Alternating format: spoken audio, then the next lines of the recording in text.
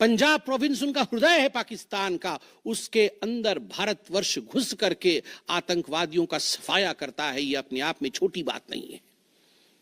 This is a big achievement as far as operation Sindoor is concerned. Lashkar Taiba, Jaish ए मोहम्मद, हिजबुल मुजाहिदीन, इनके ठिकाने ध्वस्त होते हैं।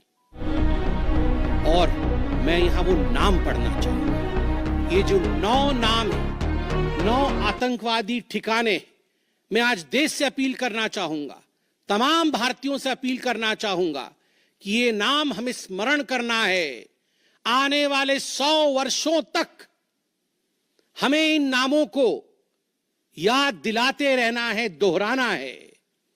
जब भी आतंकवाद सर उठाए तो हमें ये चित्र दिखाने हैं कि तुम्हारा क्या हश्र किया था ऑपरेशन सिंदूर ने, भारत की सेना ने, भारत की राजनीतिक इच्छा शक्ति ने और भारतीयों ने। इसलिए मैं नाम पढ़ना चाहूंगा।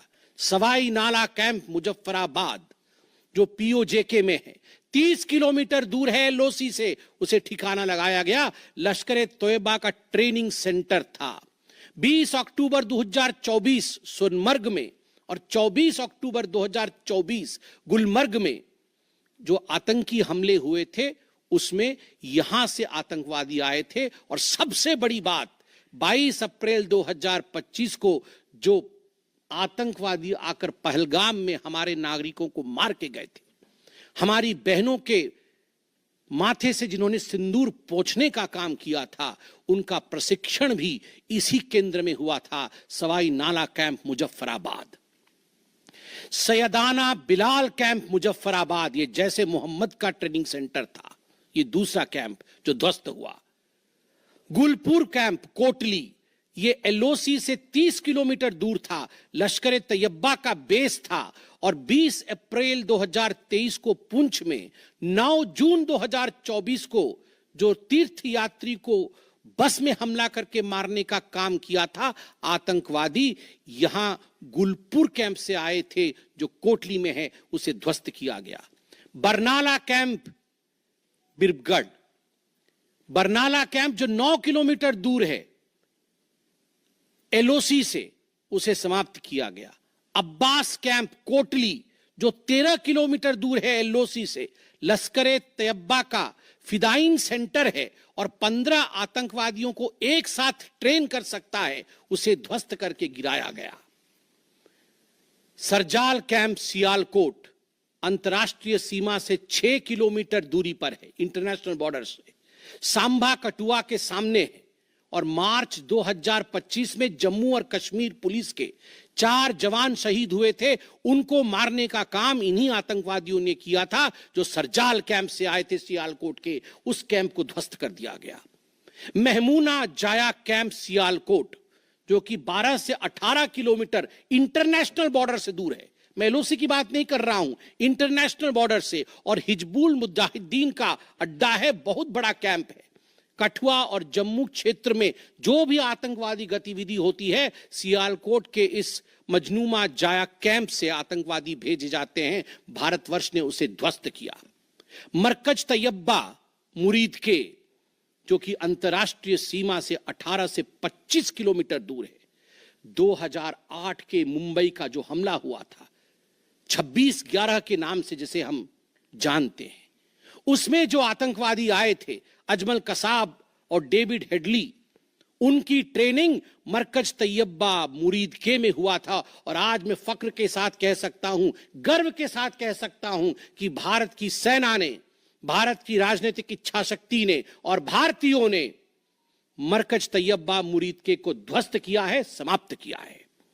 मरकज सुभान अल्लाह बहावलपुर इंटरनेशनल बॉर्डर से 100 किलोमीटर की दूरी पे है।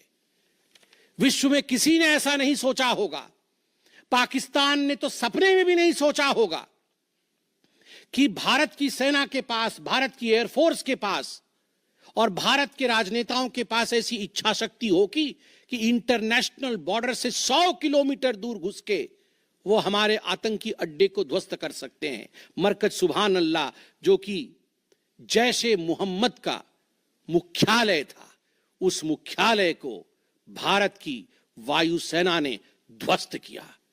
यह कोई छोटा विषय नहीं है। यह बहावलपुर एक ऐसा स्थान है जहां यूनाइटेड स्टेट्स, यूएस भी अपने ड्रोन नहीं भेज पाया था। उस जगह पे भारत घुस के मारता है। आज का भारत, आज का नया भारत यही है। ये नाम, जो 9 नाम मैंने पढ़े, हमें याद रखने चाहिए, मगर उन नामों के साथ मैं कुछ और भी बताना चाहता हूं। जो आतंकवादी मारे गए, एक लक्ष्य था आतंक के ठिकानों को, आतंक के अड्डों को सफाई करना, ध्वस्त कर देना। दूसरा लक्ष्य था ऑपरेशन सिंदूर का, आतंकवादियों को चुन चुन कर मारना, उन्हें मिट्टी में मिलाना। 100 से अधिक आतंकवादी मारे गए, 100 से अधिक। मैं कुछ आतंकवादियों के नाम पढ़ता हूं जिनको कि हम डिस्कस करते थे डिबेट्स में, टीवी पे, यूएन में, जिनको कि यूएस ने भी कंडेम कर रखा था। मैं नाम पढ़ रहा हूं। मुदस्सर कादियान खास उर्फ मुदस्सर उर्फ अबू जुंदाल। अबू जुंदाल नाम से हम जानते थे इस आतंकवादी को, और जो लश्कर तैयबा का आतंकवादी था, वो मरकजे तैयबा का जो मुरीदके में है, उसका इंचार्ज था। जब वो मरा तो उसके गार्ड ऑफ ऑनर, उसका जो जनाजा निकला, उसमें पाकिस्तान के आर्मी के अधिकारी थे, पाकिस्तान आर्मी के चीफ थे, पंजाब सीएम मरियम नवाज भी उसमें रही। आप सोचिए, ये एक सरकारी जमीन पर हुई और तमाम बड़े लोग, सरकारी लोग पाकिस्तान के उसमें शामिल हुए, जिससे कि यह सिद्ध होता है कि terror and the sponsors of terror are hand in glove together. आतंकवादी और जो आतंकवादियों को बढ़ावा देने वाले, वो एक साथ काम करते हैं। दूसरा, हाफिज मोहम्मद जमील, ये जैशे मोहम्मद का आतंकवादी है। ये ब्रदर इन लॉ, साला था मौलाना मसूर अजहर का, और इंचार्ज था मरकज सुभान अल्लाह बहावलपुर का, वह भी मारा गया। तीसरा आतंकवादी मोहम्मद यूसुफ अजहर उर्फ उस्ताद जी उर्फ मोहम्मद सलीम उर्फ घोशी साहब, जैसे मोहम्मद का नामी आतंकवादी, और यह भी मौलाना मसूद अजहर से जुड़ा हुआ था, और यह वेपन ट्रेनिंग देता था जैशे मोहम्मद का। और सबसे बड़ी बात, IC 184 के हाईजैकिंग में इसका हाथ था। IC 814 के हाईजैकिंग में इसका हाथ था, वह भी मारा जाता है। चौथा आतंकवादी खालिद उर्फ अबू अक्स का। खालिद ये लश्कर तैयबा का आतंकवादी था, फैसलाबाद में मारा गया और वहां उसका फ्यूनरल होता है। अब मैं ये तस्वीर दिखाना चाहूंगा, आप ये तस्वीर देखिए। ये तस्वीर कोई साधारण तस्वीर नहीं है, यह तस्वीर है उन आतंकवादियों का जिनका जनाजा निकला। और इस तस्वीर में मैं दिखाना चाहूंगा कि ये जो खड़ा है सामने व्यक्ति, इस व्यक्ति का नाम है, ये LET का कमांडर है, लश्कर तैयबा का कमांडर है, अब्दुल रऊफ, जो खुद एक स्पेशली डेजिग्नेटेड ग्लोबल टेररिस्ट, जिसको यूएस के ट्रेजरी बेंच ने डेजिग्नेट कर रखा है। अमेरिका के ट्रेजरी बेंच ने इसे आतंकवादी घोषित कर रखा है। वह सामने खड़ा है जनाजे में, और उसके पीछे जो खड़े हैं, मैं एक एक करके नाम पढ़ता हूं। लेफ्टिनेंट जनरल फैयाज हुसैन शाह, जो कि लेफ्टिनेंट जनरल है पाकिस्तान आर्मी के। मेजर जनरल राव इमरान सरताज, जो कि मेजर जनरल है पाकिस्तान आर्मी के। ब्रिगेडियर मोहम्मद फुरकान शब्बीर, पाकिस्तान आर्मी के। डॉक्टर उस्मान अनवर, IGP पंजाब, और Malik Sohaib Ahmad Barth, member of provincial assembly of Punjab. ये बड़े बड़े लोग, तथाकथित सरकार के बड़े बड़े लोग, पाकिस्तान के आतंकवादियों के जनाजा में शामिल होने आए हैं, और जनाजे को लीड कर रहा है एक आतंकवादी, डेजिग्नेटेड आतंकवादी।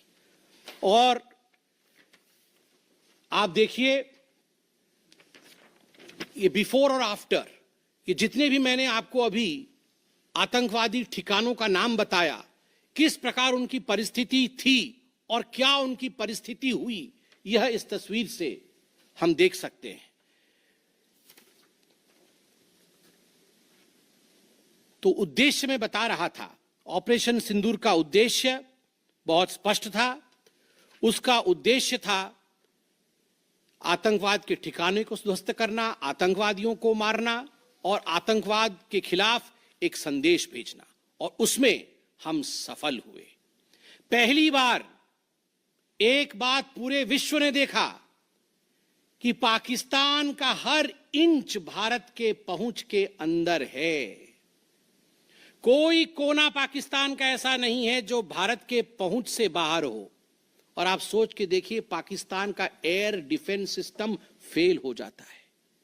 पाकिस्तान का एयर डिफेंस सिस्टम फेल हो जाता है जिस समय 6 और 7 के रात के बीच ये पूरी कार्यवाही हो रही थी। रफाल विमान द्वारा स्काल्प और हैमर मिसाइल्स के माध्यम से 23 मिनट के अंदर, 23 मिनट्स के अंदर एक विंडो था, जिस विंडो के अंदर ये 9 के 9 आतंकवादी ठिकाने उन्हें ध्वस्त कर दिए गए।